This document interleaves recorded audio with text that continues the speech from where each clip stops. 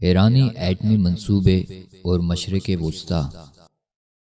ایران بلا شبہ بھرپور فرقہ پرستی کا حامل ملک ہے، جس کا ثبوت اس کی بہت سی فرقہ پرستانہ سرگرمیوں کے علاوہ ہمسایہ ممالک اور مشرق وسطیٰ کے لیے خطرناک، پوشیدہ اور خاموش ایٹمی منصوبے ہیں۔ جیسا کہ ایران کی جانب سے بیلسٹک میزائل کے حالیہ تجربات ہیں، جن سے پڑوسی ممالک اور دیگر دنیا بہت زیادہ تشویش میں مبتلا ہے۔ بہرحال یہاں اہم سوال یہ ہے کہ ایران کے ایٹمی منصوبوں کا مقصد پرامن ہے یا نہیں۔ بے شک ہر ملک کو اپنے مضبوط دفاع کے لیے ترقی یافتہ دفاعی صلاحیتوں کی ضرورت ہوتی ہے تاکہ وہ دوسرے ممالک کی ناجائز جارحیت کا مقابلہ کر سکے، لیکن اس کا مطلب یہ نہیں کہ کوئی بھی ملک مضبوط دفاعی صلاحیتیں حاصل کر کے ہمسایہ ممالک بلکہ پوری دنیا کا اپنی فرقہ پرستانہ سازشوں کے لیے امن برباد کرے۔ جیسے کہ آج ایران اپنے متنازع ایٹمی پروگرام کی وجہ سے دوبارہ عالمی پابندیوں کا سامنا کرتے ہوئے پھر سے منظر عام پر آ گیا ہے،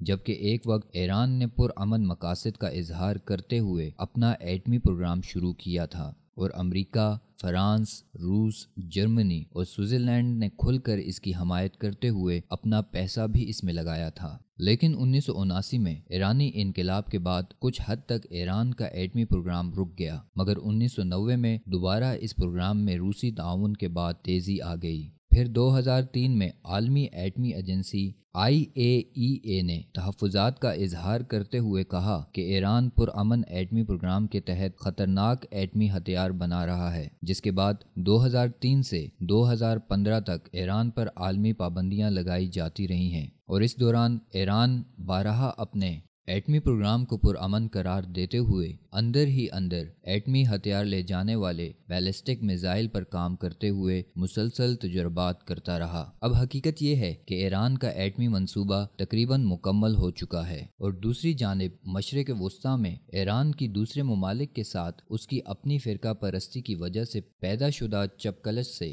صاف ظاہر ہے کہ ایرانی ایٹمی پروگرام اور تجربات ہمسایہ ممالک اور مشرق وسطیٰ سمیت دنیا کے لیے خطرے کا باعث ہیں۔ صرف اتنا ہی نہیں بلکہ خلیجی ممالک ایران کے ساتھ اپنی خلش کی وجہ سے دفاعی توازن برقرار رکھنے کے لیے دفاعی دوڑ میں شامل ہیں۔ پس اس حقیقت سے انکار نہیں کیا جا سکتا کہ ایران کے مکارانہ دفاعی پروگرام سے ہمسایہ ممالک حتیٰ کہ پوری انسانیت تباہی کے دہانے پر پہنچ گئی ہے۔